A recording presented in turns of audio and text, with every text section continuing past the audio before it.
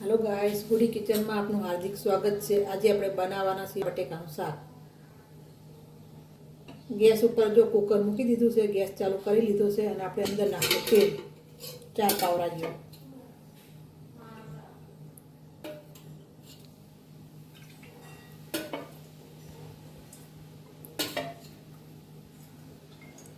તેલ આપણે નાખી દીધું છે। આપણે તેલ ગરમ થાય પછી એનો વઘાર કરશું રાઈ સાથે।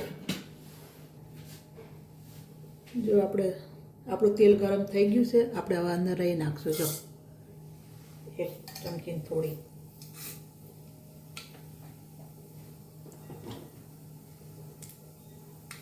રાઈ ફૂટે પછી આપણે જીરું નાખશું।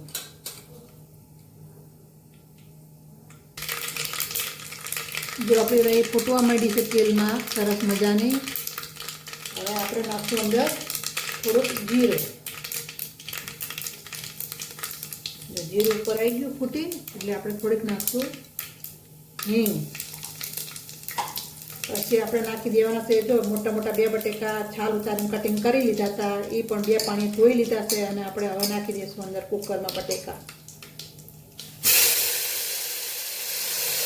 આપણે જો બટેકા બધા અંદર એડ કરી દીધા કુકરમાં, સરસ રીતે હલાવી લઈએ, વઘાર સાથે સરસ મિક્સ કરી લઈએ આપણે। जो આપણે ત્યાર સુધી બધા મસાલા એક વાટકામાં રેડી કરી લઈએ। 1 ચમચી ધાણા જીરું, 1 ચમચી લાલ મરચું, અડધી ચમચી હળદર, થોડો જલારામ ગરમ મસાલો, સ્વાદ અનુસાર મીઠું, થોડો ઘરનો ખાંડેલો છે લસણવાળો મસાલો 1 ચમચી જેવો, आदू मरचा અને લસણની પેસ્ટ બનાવેલી છે એ પણ 1 ચમચી જેવી એડ કરી દઈશું અંદર। અને આમાં થોડું પાણી નાખીને આપણે મિક્સ કરી લઈશું એટલે મસાલો આપણો બળી ના જાય। જો આપણે થોડું પાણી નાખી દઈશું, બધા મસાલાને મિક્સ કરી દઈશું સરસ રીતે, એટલે છે ને આપણે મસાલા બળી ના જાય।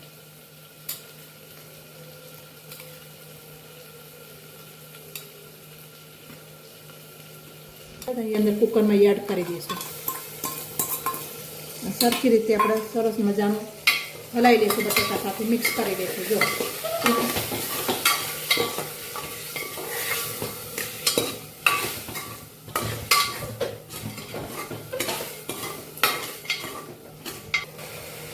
જો આપણે હવે સરસ મજાનું બધું મિક્સ થઈ ગયું, બટેકા મસાલો વઘાર ને બધું તેલે છૂટું પડી ગયું કુકરમાં સરસ। હવે આપણે પાણી એડ કરી દઈશું 1.5 ગ્લાસ જેવું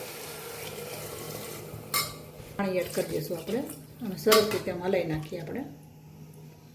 આપણે 3-4 સીટી થવા દઈશું પછી આપણું શાક રેડી થઈ જશે। ચલો ગાઈસ, બટેકાનું શાક આપણું રેડી છે। આપણે ઉપરથી નાખી દઈશું ધાણા એટલે ટેસ્ટ સારો રહે। ચલો ગાઈસ, બટેકાનું શાક જમવા।